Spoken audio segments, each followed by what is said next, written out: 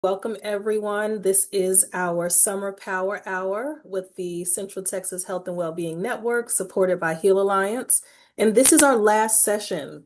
So this is 5 of 5 sessions that we've offered throughout the months of June and July. And so really just wanted to pay homage to that and just to celebrate all of you, very community-led and driven, for our partners like you guys, Candyce and Ailisha, for coming and just really offering your brilliance and your heart. And so we thank you. And for those of you who have traveled with us throughout this journey, but also if you have not been able to kind of check in like you want to, we will make these videos available after. They will land on our website as well as our YouTube channel. And so look out for that. And so I just wanted to put that out there, and then so guys take it away, and then we'll follow up again at the end, so you know where to follow us and where to remain updated on what we got going on. So thank you all. And hand it back over. Yes, ma'am. All right, so today's session is over facilitation for solidarity and impact. So we'll be approaching this topic in a couple ways. So first of all, I want to just hear where y'all are coming from, what's bringing you to this workshop, and what you're interested in learning. My portion is going to be focusing on building solidarity and connection with each other through co-regulation. So, a lot of the times when we think of social change, solidarity and impact, creating change in the community, that's all beautiful and important, but we also want to make sure that we create that in spaces where our nervous system feel regulated, where we're able to connect and engage with one another, and some strategies to do that in the spaces that we work. Candice is going to be talking about connection to contribution. So once we are connected, how do we implement that change that we want to see in the community on the outside? And then finally, we'll do a Q&A at the end so y'all can ask us questions, maybe talk to us a little bit about the work that you do, challenges that you might be facing, and we can resource share together. So firstly, I'll just introduce myself very quickly. You can read my bio, but the basis of who I am is that I'm a community organizer. I'm a person that just loves to be in community. I've been doing community-based work in the Central Texas area for around 10 years, running various community-based programs. I've done cooking classes, I've led meditation. I've done support groups in schools, and now I'm working with the parks, teaching people how to be land stewards of their local park. I'm also a certified mental health peer specialist and a 200-hour trauma-informed yoga teacher as well. And before I move on, I would love for y'all to maybe come off mute or share just a little bit about you and what brings you to this session. What would you like to learn?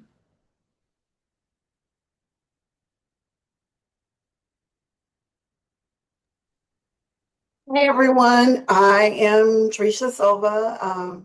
I know most of the faces on this call that I can see. I'm the CEO for the Bastrop County Emergency Food Pantry, but I've been wanting to come to several of the sessions, but just has not had the time. But what has brought me to coming to these is I've recently been doing a devotional, just reading about leadership and from a biblical perspective. And it just reminds us that, for me personally, it reminded me that we should be lifelong learners.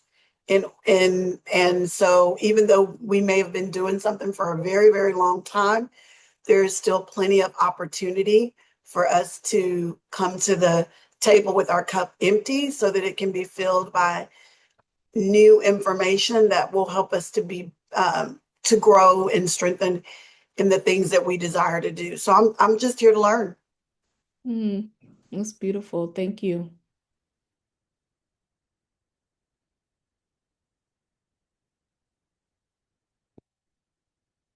Anyone else would like to share? Maybe get one more person. Just what brings you here today? Hey, Alicia, I'll read from Adriana in the chat. She says, Hi, all. I manage a lot of the communications and community outreach for the new Bastrop County Public Health Department. I'm here because as a new health department, we are in the unique position to hear directly from our community and our partners to learn how best to serve everyone in our county and ensure their needs are met. I love that. So yeah, there's definitely people in here that are doing big, important work in rural communities. So thank y'all for taking the time to be here. So I want to go back to like my sociology 101 class. The original name of this presentation was Facilitating Social Change. And with that name, I really wanted to dive into what are social norms. So I got these definitions from UNICEF because I feel like they define it well. But social norms are the perceived, informal, mostly unwritten rules that define acceptable and appropriate actions within a given group or community, thus guiding human behavior. They consist of what we do, what we believe others do, and what we believe others approve of and expect us to do. Social norms are therefore situated at the interplay between behavior, beliefs, and expectations. If people conform to the norm, they expect to be socially accepted or rewarded. If they do not conform, they expect to be socially punished or excluded. So I want us to do a little exercise about to see how our bodies feel in gathering in different spaces. And I want us to ask ourselves these questions of what are the social norms of these spaces? Also, who is deciding these norms? And then how do these spaces make you feel? So if someone could type that in the chat, maybe the first question are what are the social norms of these spaces or of this space? And y'all all do the writing. Okay. Who is deciding these norms? And how does the space make you feel? So we're going to go to the first space. Jen, you got the questions?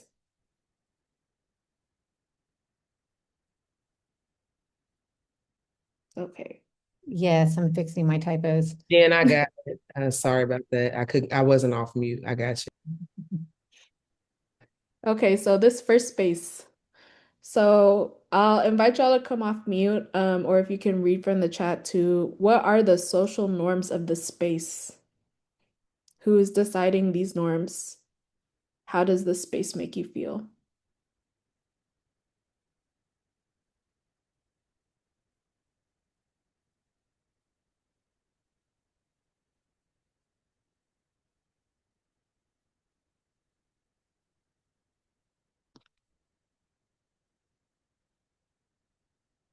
And I can start. I'll say for me, when I walk into this space, I would say at one point in my life, I might have felt a little bit intimidated.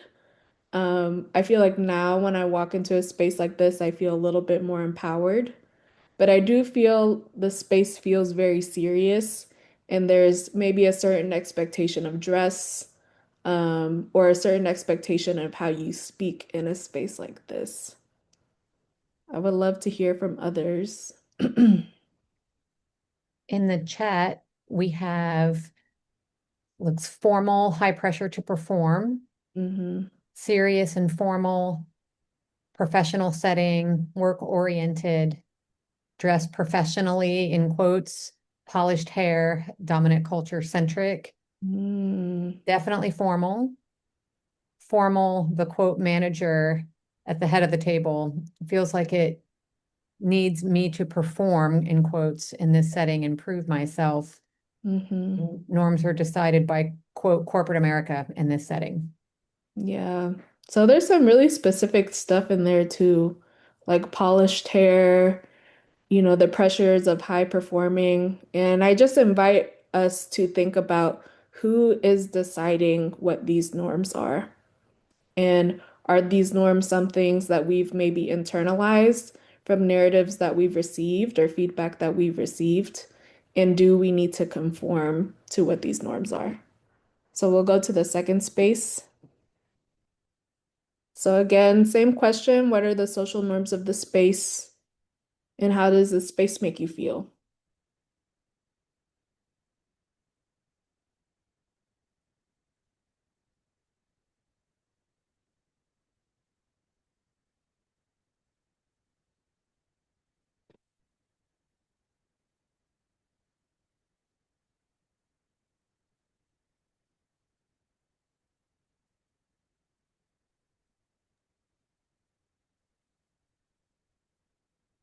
So some things that are coming in the chat, relaxed and communal, relaxed, another relaxed, friendly, open, casual, inviting, friendly, casual, relaxing setting, feels like a space I can trust. Depends on who is sitting at the table. LOL. Laughter, relaxed, centered, connected, intimate, connected, relaxed, but still a level of performance. Yeah. So we see that like our nervous systems are feeling a little bit different when we're walking into a space like this. And I love the point that someone brings up around the people too, because originally when I did these photos, I was including people and I was like, okay, let me not put that in because I feel like it can make someone like an additional assumption, but it also reminded me about how the people in the space also impact our nervous systems too, and how our nervous system feels in the space. Alicia, can I make a comment? Yes, ma'am. And I want to underscore what you said earlier about um, who made up something to the tune of who made up the rule that this is what the space means or this is what the norm is. Sometimes that is something that is suggested to us or was just stated by someone, and then we took it as fact and law, and then we internalized it. To your point, the reason I love this picture, I think back to when I was deep in corporate America, and we went out to eat a lot the higher I got to the executive level. And it was perceived that we were playing around, you know what I mean? But what I can remember about it was that a lot of the big decisions we were making in settings like this, not necessarily in the corporate settings. And so I thought you made a good point about that, about, really taking inventory of what's actually happening in the space versus what it may be perceived is super important, but more so connecting to how you actually feel in the space, not the way that somebody is telling you should feel in the space. So yeah, this is great. Thank you. Thank you, Candice. And then one last space we'll look at. So same questions. What are the social norms of this space? And how does this space make you feel?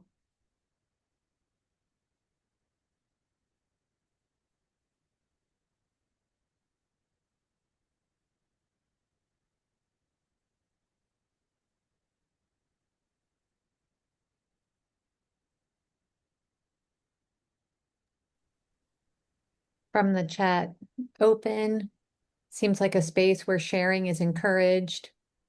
Open is exactly what I was going to say. Comfortable, informal, connected to my inner child.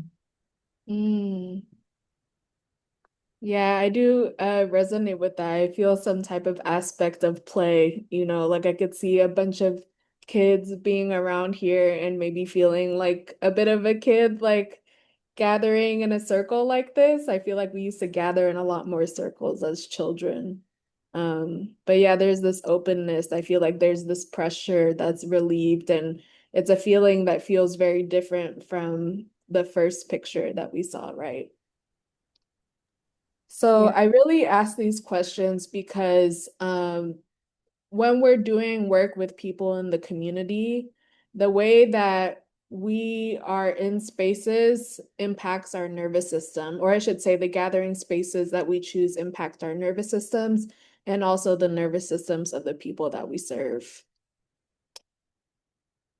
So going on to nervous system and social engagement. So if y'all had not learned before about the different states of the nervous system, our nervous system is one of the systems of our body where we can be in a state of ventral vagal state, which is feeling connected and safe and open to collaborating with others. There's a sympathetic state, so that's characterized by heightened arousal, stress. You can also know this as fight or flight.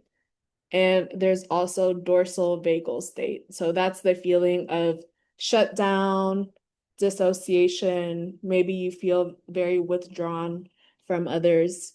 So, when I first learned about this, I was like, okay, I felt like there was a little bit of negativity associated with the sympathetic state and the dorsal vagal state. But all of these states serve a purpose for our nervous system because it is our nervous system protecting our body and also responding to a threat in our environment. So, for example, in a sympathetic state, our breath might become more heightened. We may get in those fight or flight states because that's what's needed in the space at the moment.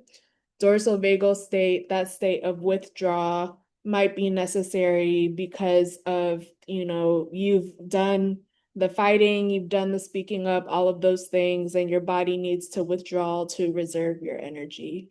So when I look at these states, I don't see necessarily positive or negatives for that. I see the nervous system and the body doing exactly what it needs to do to survive.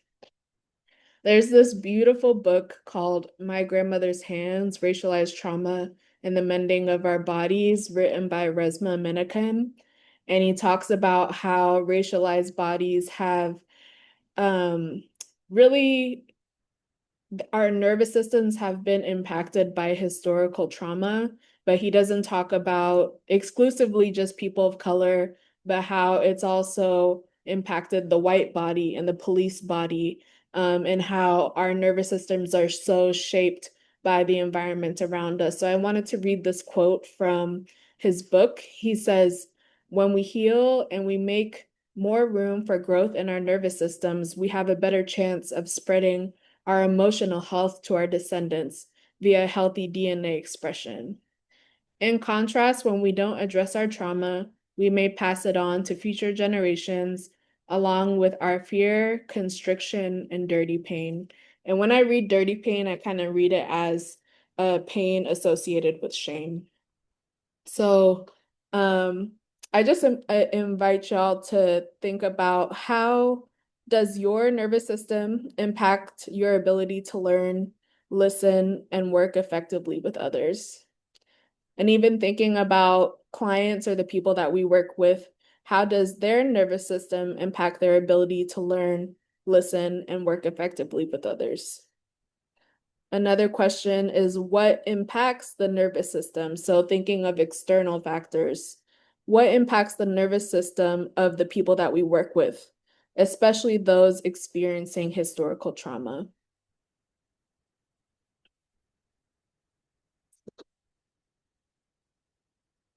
And then finally, the tool that I feel like is, I'm not going to say the anecdote, but I feel like gets us somewhere, is tools for co-regulation. So, have y'all heard of co-regulation before? I know maybe Jen has some experience, you know, working with the nervous system, and maybe Crystal as well, but have y'all heard of this term co-regulation before?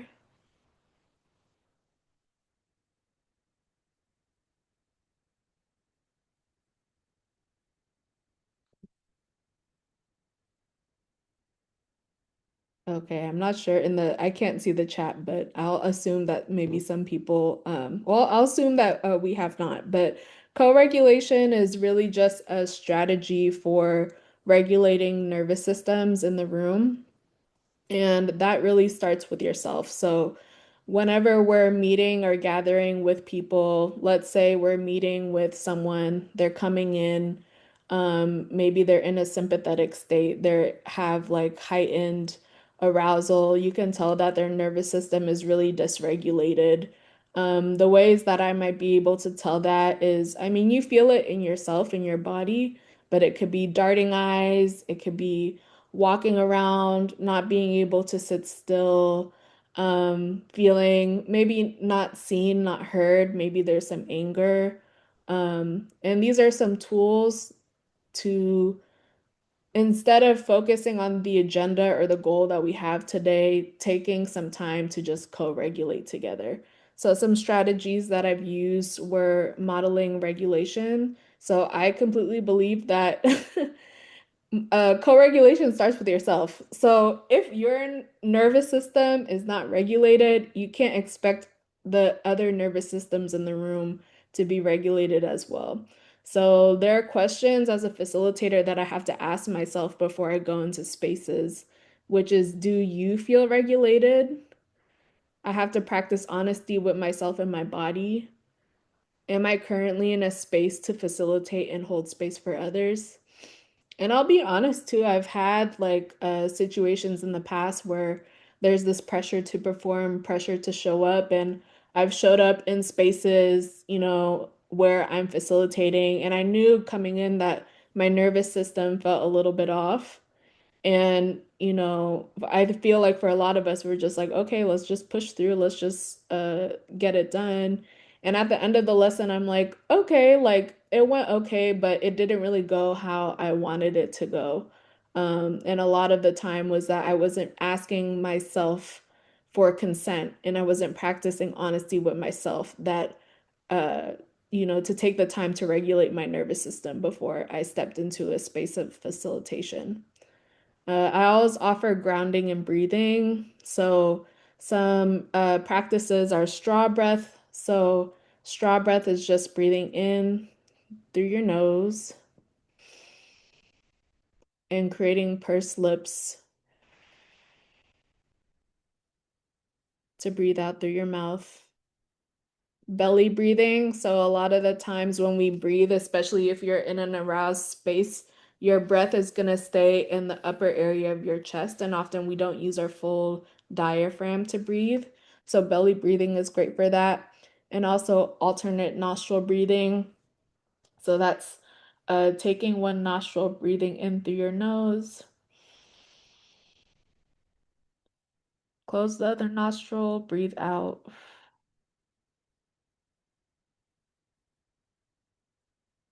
And doing that for a couple minutes, it helps also activate different sides of the brain. Creating a co-regulating environment is also extremely important. So that can be reducing distracting stimuli. If there's clutter all over the place, it's very hard for me to focus. And then also creating a routine. So showing up when you say you're going to show up, ending when you say that you're going to end, all of that. And then finally, sensory regulation support. So our nervous systems are diverse. I'm sure we've all worked with people that have maybe ADD, ADHD, or need some type of stimuli. So regulation can look different for different people. For me, I'm like, I need like quiet, no noise. And for my girlfriend, she's like, I need like something in the background, So let's not assume that regulation looks the same for everyone. And then finally, verbal and nonverbal communication. So listen to what is being said, and then also body language, what is being unsaid. And my final question for you all is just, what are some tools that have worked for you of co-regulating?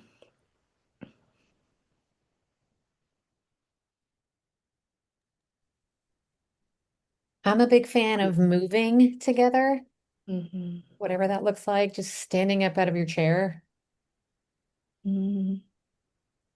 Yeah, especially if you've been sitting all day, that's very important. Mm-hmm. Mm. For I me, put in the chat. Oh, go ahead, Candice. no, you go, Gabby. I'm gonna talk this whole time, so go ahead. I just put going outside. I heard a mom say that, like when your kids are driving you crazy, like take them outside. And like the way that that little switch works in their brains, I'm like, it probably works in my big body too. And it does. Mm-hmm. Yeah, As I'm I'm definitely. listening, as I'm Music and listening to, singing. I'm sorry. That's okay. I'm so sorry. As I'm listening to this information, I'm kind of thinking about all the good information and like where some of these things can be applied. And I guess I just have to have my work hat on right now, but I'm thinking like in a staff meeting, we meet as a staff once a month and our agendas are very packed. And so I'm thinking about like if we kind of kicked off our staff meeting with just like some breathing and some to kind of, you know, create a space to co-regulate together. So I was just thinking about that. Is can these kind of be like used in different type meeting settings, especially like a staff meeting? Because I think sometimes staff meetings, you're on an agenda, you've got a lot of information, some is big information to cover, things like that. And so figuring out how to incorporate these tools into that, some of these tools into that, but some of the sensory stuff too, maybe having the fidget things on the table for people to kind of use as a de-stressor. Just thoughts. Absolutely. I would say those are these spaces to practice these tools. You know, one thing I think that's beautiful also about working with co-regulation is that when we have a grounded nervous system, it also increases our ability to handle conflict too.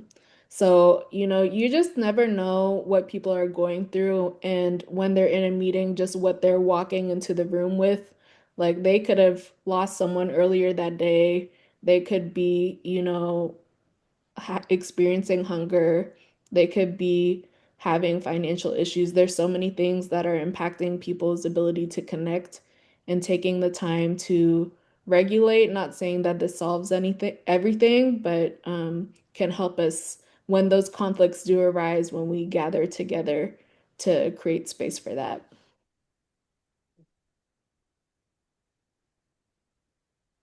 Ailisha, I'll just read some of the things that are coming in the chat.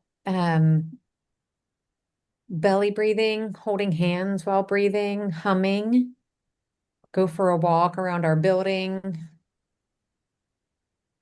put them in water or take them outside, works for human of all ages. Mm. Driving somewhere, getting outside, taking my shoes off to stand on the ground if I'm really dysregulated. Breathing and using my imagination is my usual tool for co-regulation, and music and singing. Beautiful. I love that. So yeah, we all have tools at our disposal. I think this is just a reminder for us to use them and the importance of using them. And on that note, I will pass it over to Candice. Awesome, awesome. I'm gonna click my little bells here because I was today years old when I realized that you could change the emoji on the screen. I saw Crystal put a bell up, and I'm like, well, where did she get that from? So I'm gonna ring a bell for Ailisha because that was phenomenal, and loved, just formalizing things that we may already know or that we um, think about in our heads, but you gave us good language. That's what I'm trying to say. You gave me really good language in what you talked about today. So I do really, really appreciate. And I'm also, again, honored to co-facilitate with you as well. I co-regulate in different ways also. Breathing tends to be my go-to where in the past I would be super nervous before I had to facilitate anything or just talk to people. I would feel very, very nervous due to some social anxiety. So breathing is my go-to, but lately I've started to use my imagination as a co-regulation tool. So imagining what could, if everything went well, what the outcome would be, or if I fell down and everything went bad, like what are those what would happen? And I always get to the end of it and say nobody's gonna, everybody's gonna be alive when we get done. So if I go in my imagination and say what could be good, what could be bad, that's usually a good co-regulation. For me, it's just to go imagine. So thank you for challenging me to verbalize and just put language to what I'm actually doing when I'm facilitating. So I'm going to talk about from connection to contribution. And Ailisha did such a fantastic job talking about how to create belonging and the space and the internal piece of it. And I don't know about you all, but I have been to many of master classes, many of meetings where I walk away and I go, well, that could have been an email, or that was a fun meeting. It felt, comfortable, or, I was connected to the people that I left, but didn't necessarily leave with action. And one of the things that I like to commit to when I'm doing when I'm doing workshops or whether I'm interacting with anybody is I want you to feel equipped. I want you to feel like you have a tool and a strategy that you can walk away and do something, or you feel very clear in the meeting as a leader of what I expect from you. And so my goal and aim today is to share what a multifaceted approach could look like to whether you're having a conversation, participating with something in the community, or if you're facilitating in spaces, hey, here's an approach that you can take to make sure that everybody feels like they are contributing to the space. So I do want to ask the fun question because I kind of shared maybe a pet peeve of mine, but have you been to a meeting where you're like, we just met to meet, or this, we didn't really need to come together for this. Nothing really came from it. Just give me your emoji. Gabby said, yes. Crystal said, always. I wasn't expecting that.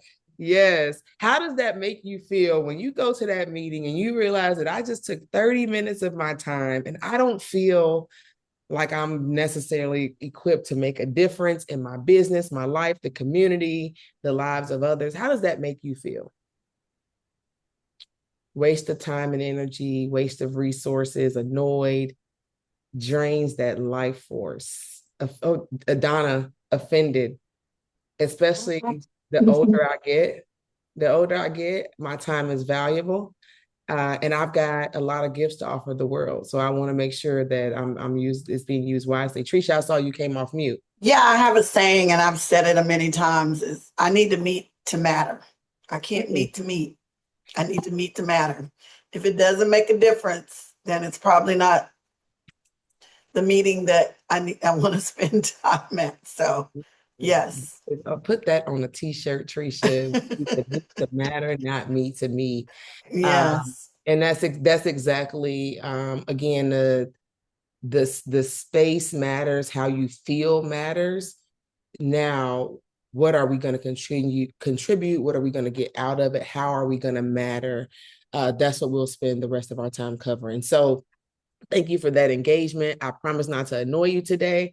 Very quickly, I'm Candyce. Some of you all have been in one or more of my workshops or master classes in the past, but really my job is to use my voice to help leaders clarify their leadership or business strategy, to help them amplify their value, and also to help organizations elevate their performance. I'm a TEDx speaker, a facilitator, consultant, leadership strategist, and I love to run my mouth on podcasts. So make sure there'll be a link later where you can follow me on LinkedIn if you'd like to hear some of the content that I share. My work is rooted in 20 years of leadership and corporate experiences. So I was born and raised in the retail environments and got the opportunity to travel and be a part of many meetings and facilitate many spaces in different rooms that look similar to or different than what Ailisha shared. So I love to bring,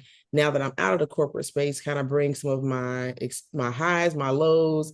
But, a lot of the things that I talk about, y'all, is like, what would I do differently? Or how would I treat my team differently? Or, sharing some things that work. So that's really what I do. I do it on the Riley O side and the 5-minute career hack side. So next slide, and I'm going to spend about 20 minutes or less because I want to leave some time at the end for us to have open discussion and us just answer questions as well. So we're not rushing to get us off at the very end. But again, what Trisha already said it, everyone wants to matter. And so when we're in these spaces, we want people to feel like they matter, not just that they are in a room to connect. And when people feel like they matter, that's the space that you've cultivated that makes them more ready to contribute. I think Ailisha built a very good foundation. And what we're going to do next is kind of build what comes next. On the next slide, I always like to, man, Ailisha, you are on it. Thank you. You knew where I was going. So I always like to ground in why is this important? And I like to always share a stat to understand just the power. For this one, is the power of belonging, because belonging can sometimes come across as a cliche word or just a buzzword that we're using. We want to feel like we belong. We want to feel like we matter. Actually, data and stats say that people who feel like they belong to a community have a 50% lower mortality rate than those who are isolated. So this is not just about just only regulating your emotions in the moment. Belonging is a survival and a thrive tactic. And it's as it reads here, it's the foundation of humans thriving. And what I want to make sure that I can support us with is understanding that belonging, whether you're in conversations and community events or you're facilitating your own space, it's not an accidental thing. It's not an accidental thing. It is one word that hinges on your ability to belong and make a difference. And for me, that word is it's a decision. It's a decision to make it happen, a decision to show up, a decision to make the contribution, because connection is necessary, but it's just not enough. People have to decide to make a contribution in your spaces. And we're going to go through a formula to go through that. So next slide.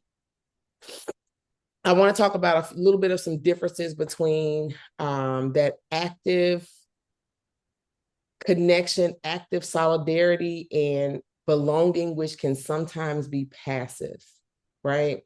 So again, connection is not enough. Being connected in a space on this call, we all want to feel good when we leave here, but we got to be able to be ready to take action when we leave spaces like this, when you're facilitating spaces. So I just provided a couple of examples of maybe some common language that we may hear, or I create a space that feels safe, or I empower people to take risks so they can make decisions, right? That's active solidarity. Personal comfort. I like going around this group. They make me feel good. It just feels great. Or I feel like I'm a part of a team, like we're a collective movement when I'm in this space, right? Is that the type of team that you are fostering? I feel accepted, which is probably deeper than a workplace issue, versus active solidarity being, we are building something as a team because we have a formula, we have the tools and that we need to build this. And then lastly, presence. Just being there. One of the things that my therapist challenged me on when I was at the beginning of my healing journey post burnout, she said, are you just showing up, being present, or are you running around being present, or are you being present in spaces? And that what she was challenging me to was being ready to take a specific action when I was in spaces. So really the decision that we have to make is moving from passive belonging to specific action, and challenging our teams, challenging ourselves to take specific action when we are creating communities and meeting to matter. So on the next slide, actually back up one more. I want to ask the group if you could, any other examples that you may have of maybe some passive belonging or buzzwords that you might be using that you may now feel compelled to say, how can I move this to action? Or I love Trisha's meet to matter. That's one that I'm going to add to the list actually for this particular slide. But any others that maybe the group can resonate with of where you're just connecting in rooms and it feels comfortable, and maybe we can change the language to active solidarity.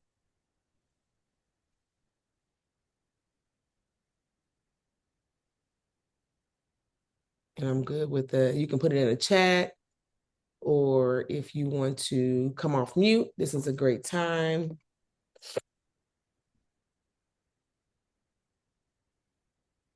I'll say I've been in some spaces where I feel like not necessarily words, but there's a sentiment of wanting to get along.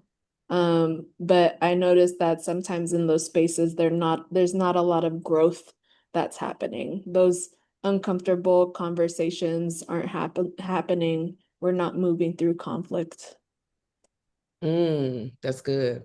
Yes, that is absolutely conflict avoidant behaviors that need to be shifted to, we get to the root of problems. We understand what needs to be solved for as a collective. I love that. In the chat, Courtney said for her, spaces that feel active allow room for everyone to speak, not just listen. Love that. Sam. Sorry. Go ahead, I'm Trish. horrible with the chat, y'all. I'm so It's okay. sorry. It's I can good. say it a lot faster than I can type it. So sorry. I wanted to just piggyback on Ailesha's comment. I think sometimes we view all conflict as a bad thing when conflict allows you to work through things and solve some situation. Not that it isn't, it's easy to do, but all conflict doesn't have to result in worlds shattering. You have to handle it a certain way, but some conflict is necessary to work through an issue, to figure out, like, hey, why is this? How did we get here? What's going on? Kind of thing. So Absolutely. Love that. That brought up two things for me. One, I used to be in these meetings where the grounding statement was always play well in the sandbox together. Mm. Which it was so harmful because those who were in the box were actually the ones who were harming the others. And so in order to play well, you had to basically fall in line, right? And then another one that's recently, over the years, have taken shape of trust-based philanthropy. And I recently brought up that we have to acknowledge and understand why terminology was also erected. And so, if trust-based philanthropy is a direction that many philanthropic organizations or foundations are going in, why? Where was the trust broken? And that is what needs to be acknowledged, as opposed to just throwing in these terms and what feels good, what's getting the money, but also acknowledging why we've had to go that route, because trust has been broken down in so many places and ways. So, Mm-hmm. a good point, Crystal. Yeah, very good point. A lot of what I see and what I've experienced is the time that it takes to get to the root and actually solve it. People don't want to take their time because sometimes we are rushing to get to, okay, what's next? Or if we really get to the root of why trust was broken, we have to take the time to solve it. And a lot of people are not, unfortunately, willing to invest that time, and it's worth it. It's what I'd say. It's worth it for sure. And 100% agree, Tricia, on conflict. And this is in personal relationship and professional relationship. It is a part of the formula. And is it comfortable? No, it never will be. But that is how great spaces are cultivated. That is how great ideas are birthed. It didn't come because everything went well. It came because somebody saw some friction or experienced some friction, and they decided to come up with a solution for it, right? And that's the same thing in workspaces and community spaces. We cannot be conflict avoidant. We can't be married to comfort. We actually probably need to be a little bit more on the offense and running towards what's the stuff that's uncomfortable, so that when I bring teams together, we're solving real problems and we are not meeting to matter. Even in personal relationships, I'll use this example and I'll move on. As I'm learning how to be in relationships and friendships, and this translates to the workspace, going in knowing that we are probably going to have some conflict and not thinking, well, when she make me mad, I'm out the door, right? That's classic Candyce right there. Classic Candyce. Got time for this. Ain't nobody got time for that. I'm moving on. But just knowing that, all right, there's mutual respect, there's mutual intent. We're all here to actually play in the sandbox well by being good humans, and we have great intent. When we have conflict, I'm going to be ready to face it head on so that we can solve the relationship problem. So yeah, this is great. Let me read a couple more from the chat. From harmony to naming reality. I love that, Jen. Ceci said togetherness is sharing something of self to contribute to the experience shared. Yes, so beautiful. Sam, thank you so much. As always, very supportive, excellent information. Oh, Sam's gone. Sam, it was good to see you. Courtney said, I'm also reminded of culture as a system, and if we are not intentional about designing the culture of our meetings and spaces, culture will design itself and not usually in a healthy way. That is a bar. Wow. That is a bar. That's real good. I want y'all probably need to screenshot, copy and paste that one. Because that's very good. That's very good. It will form itself if you don't set the tone, if you don't drive the culture. Gabby said conflict doesn't have to be a confrontation. Correct. Exactly. Yep. Love the forming, storming, and norming. Great leadership principles taught. So, yes, it's about moving from comfort to active solidarity, which involves risk taking. So on the next slide, I want to, like, how does this happen? How does this happen? Because like I said, it does not happen by accident. It usually takes that one person who acts and then other people notice that, they're not alone, or, hey, that's a common problem, or I want to be involved with that, or this space feels like, it matches me. This is recognizing where you are. And so a lot of times we'll make, let me not say we, me. When I say we, I mean me. I was once always the observer when I be in space. I'm just looking around and observing, and then I would relate to somebody, and then I would take action, but I would sometimes feel a little shame about just being the observer. But honestly, at some point, we were all observers in spaces where we got to a space, they made us feel comfortable, and then we decided to take action along with a group of people. And so here, I just want to kind of underscore and call out that it's this process that we're talking about today is getting in spaces, facilitating spaces, and moving from the observer to the catalyst. And then sometimes even knowing when you are the observer and you want to allow somebody else to be the catalyst, and then y'all are meeting together in the middle. But it's just about not feeling alone. So the question I have here for this slide is, think about a time maybe when you were an observer and you observed a catalyst that changed your life or changed the way you felt in a setting. Think about it. You can put it in the chat. You can come off mute and share it. Trisha, no need to apologize. I love out loud interaction, so feel free to do that. I think about a time when you were in a space and you were the observer and you observed a catalyst, and then that inspired you to act. And the reason I want us to do that is because that's what we're doing for others. Sometimes we have to go back and see, when did it change for us in order for us to become that person when we were in community spaces. So I'd love to, you can share it, you can write it down.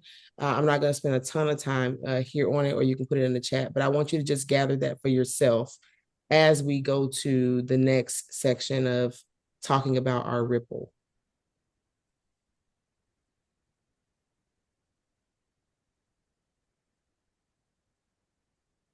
Okay, so you feel free, you can do that throughout the call. You can write it down for yourself, just a little bit of awkward silence. And I'll share this stat, another stat. I like numbers as we go. When we're in spaces where we're inspired to take action, when we're in communities where others are action oriented, we are 3 times more likely to act ourselves.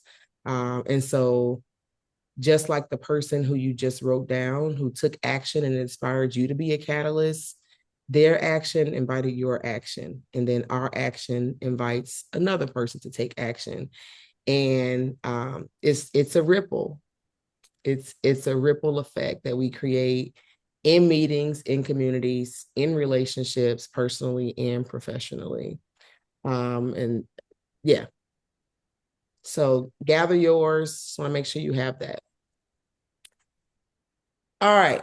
Next, because a lot of times, and especially on, these calls, we're all community leaders, right? And we saw a problem, we saw a need, and we wanted to fulfill a need. And I shared earlier that a lot of these visions start with individuals who decided to take an action.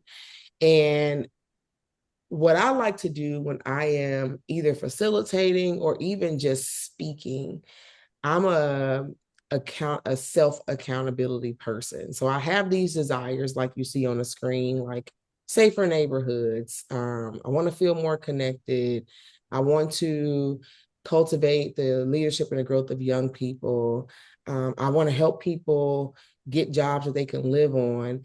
I don't often spend a ton of time on, well, what is society going to do about the issue, or what are other people going to do about the issue? I often think about how am I going to contribute in small ways or big ways to get the thing to change, right? And so here, all of these issues, we all are in spaces where we're solving for a certain issue, or you may be a meeting solving for an issue. But my challenge as we start to go through Ripple next is, how do we contribute? And on the next slide, I believe, I want to challenge us as we think about it, is how we can be very specific about the changes that we make in the community, or how we challenge our teams. So very similar to going from I can't remember the term that I used earlier, from passive belonging to solidarity. Yes. From vague intentions to specific actions. And so not just showing up to the space or showing up to the meeting to meet, but to actually invite someone to the community meeting, or not just we're an organization that supports youth, but we're an organization that mentors youth. And here's some receipts that we have on how we mentor youth, or here's how we're going to mentor the youth. And I'm a very kind person. It's one of the things that I stand on. I don't want to just be a kind person. I want to be the person that is reaching out to people to know that they are cared about and that they belong. And so it's very important for, as we go through, and what Ripple is about is not only naming the behavior changes that we want to see, but naming the action, the people that we want to impact, and the time frame that we want to make that impact. Because we want to be specific. Specificity is actually what creates the behavior change. So let's get to the Ripple framework. And this, again, can be used across personal relationships, in your meetings, in your teams, in your community spaces, in your volunteer spaces. I like to come up with ways for us to remember how we want to show up and how we want to get the most out of our work, get the most out of our people, and make the most impact because you made them feel like they matter. So the first is recognizing what you care about. You already know what you care about. You know about that community problem that you want to solve. And so what do you care about? What's the goal? What do you want the outcome of the meeting to be? The I is investing in one specific action. So if you have a group of people in a space and you want, of course, there's several objectives that you want this group to solve for. But if you could think of that one thing that will move the needle, not just the low-hanging fruit, but that strategic thing that will move the needle, what is that specific action? So that is the I. The P is practice. This is where we are. What does practice look like? Either executing that thing or showing up consistently for the cause, right? What does that look like? So I'll give you on a couple slides later where you can write your own Ripple, and you'll have this on the video as well as the deck as well. The second P is pull. So this is where, for me, the pivot point in the Ripple, because again, we learn in isolation, but we make movement, and when we're taking collective action. So who are you pulling alongside you? So when I was in corporate spaces, one of my slogans and claims to fame was always lift while I climb, right? So if I was going up, I was always bringing somebody with me. I probably felt like I was making my biggest contribution when I was developing someone, or if I learned something, I was always thinking about who I could teach it to, and just in case I got hit by a bus, right? Somebody needs to know how to to execute these things because my legacy was important to me, right? And so that's the pivot point in the Ripple framework, is not just showing up to the meeting or identifying problems, but who are you co-laboring with in order to actually solve the thing and to execute. This next one is the L, and this is the one I have probably a full masterclass on this one, but it's leading where you are. Not waiting on a title, not waiting for somebody to call you a supervisor, not waiting on someone to give you an esteemed position. But if it's a community cause you care about, if it's a team cause that you can contribute to, and it's within, it's fair, you being fairly compensated for it, be comfortable leading where you are. This could be in your neighborhood, it could be in your workplace, it could be in your circle, it could be in your family. You knowing that you're a leader because you're leading yourself first, you make more community impact and you contribute more when you have that confidence in your own leadership. So L is lead, and then finally the E is encouraging the next person. So not just with words, that encouragement a lot of times comes by way of your actions, giving other people permission to act. Giving other people permission to act. So I just want to use this example. I love to talk about Brave Communities. As I wrap up, Brave Communities is an organization that I work with, and they do such a great job of creating ripples throughout the community.